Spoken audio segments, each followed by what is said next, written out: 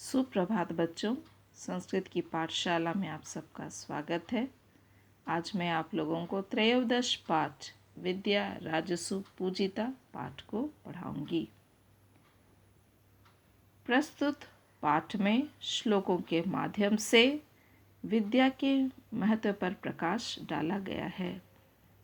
सबसे पहले मैं श्लोकों का वाचन कर रही हूँ।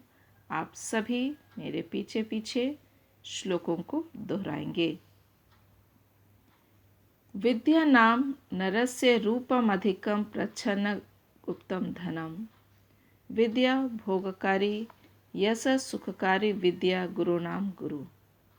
विद्या बंधुजनों विदेश गमने विद्या परम दैवतम।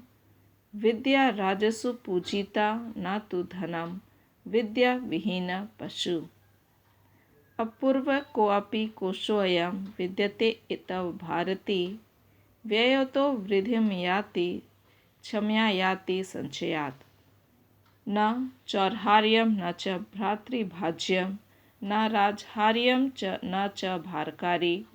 वै कृते वर्धत एव नित्यं विद्याधनं सर्वधनं प्रधानम्।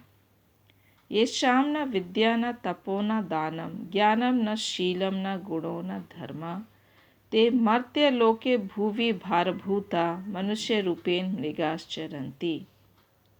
साहित्य संगीत कला विहीन साक्षात् पशुपुच्छ विषाहीन। तृणं न खादनपि जीवमान तद्भागधेयं परम पशूनाम्। विद्या नाम नरस्य रूपम अधिकम प्रच्छन्नं गुप्तम धनम। विद्या भोगकारी यश सुखकारी विद्या गुरुनाम गुरु। इस श्लोक में विद्या के महत्व को बताया गया है।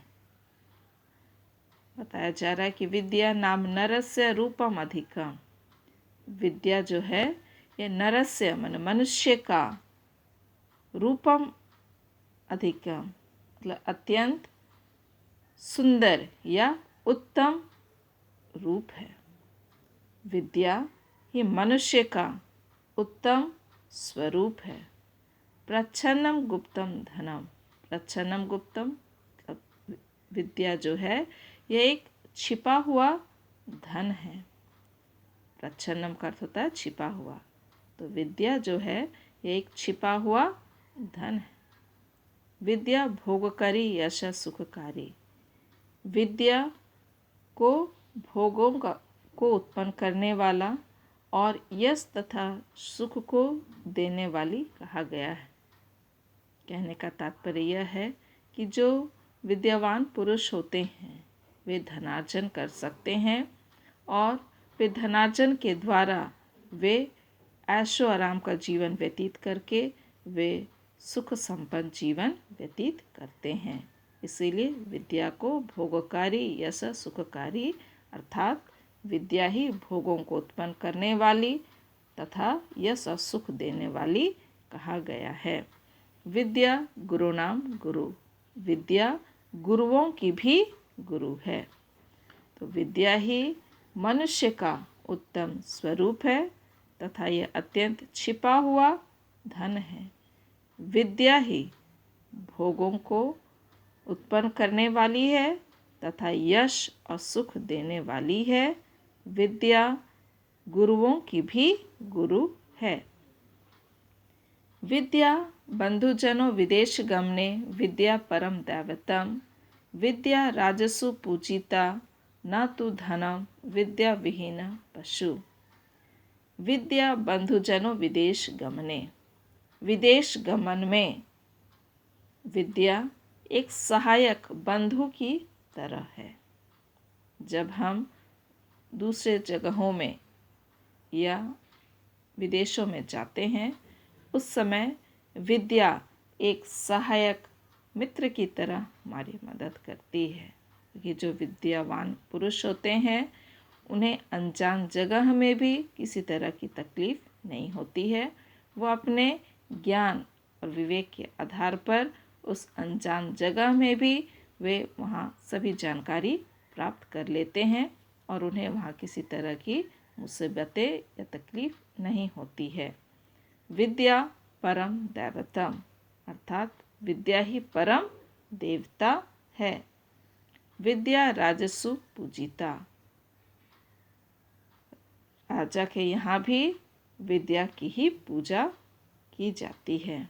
जैसा हम लोग जानते भी है कि राजाओं के दरबार में जो गुणी कवि, लेखक और जो भी विद्यावान पुरुष होते हैं उनको प्रश्रय दिया जाता है। इसलिए कहा जा रहा है कि विद्या राजसु पूजिता, अर्थात राजा के यहाँ भी विद्या ही पूजी जाती है, न तो धनम, ना कि धन। विद्या विहीन पशु, इस अतः जो विद्या विहीन पुरुष है वो पशु है। विद्या विहीन पुरुष पशु के समान है। विदेश गमन में विद्या सहायक बंधु है। विद्या ही परम देवता है। राजा के यहाँ विद्या ही पूजी जाती है, ना कि धन। विद्या विहीन पुरुष पशु के समान है।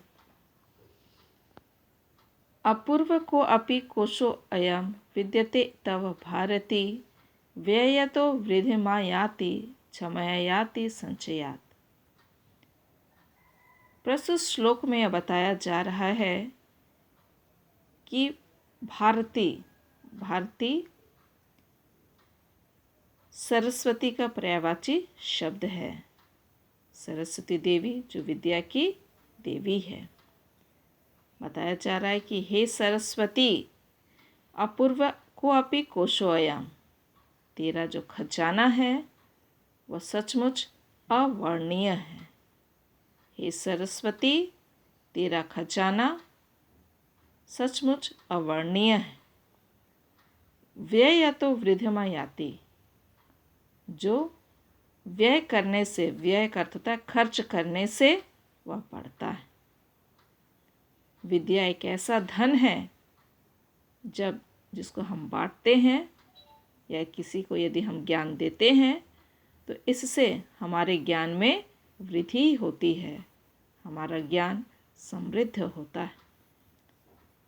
क्षयमा याति संचयात, और यदि हम विद्या रूपी धन को जितना हम संभालने की कोशिश करते हैं, दूसरों को देने में हम उसे कंजूसी करते हैं, तो इससे हमारा ज्ञान बढ़ता नहीं है बल्कि इससे हमारा ज्ञान कम होता है। इसलिए प्रस्तुत श्लोक में यह बताया जा रहा है कि हे भारती अर्थात हे सरस्वती, तेरा जो खजाना है वह सचमुच अवर्णनीय है, जिसे खर्च करने पर बढ़ता है और संभालने से कम होता है। धन्यवाद।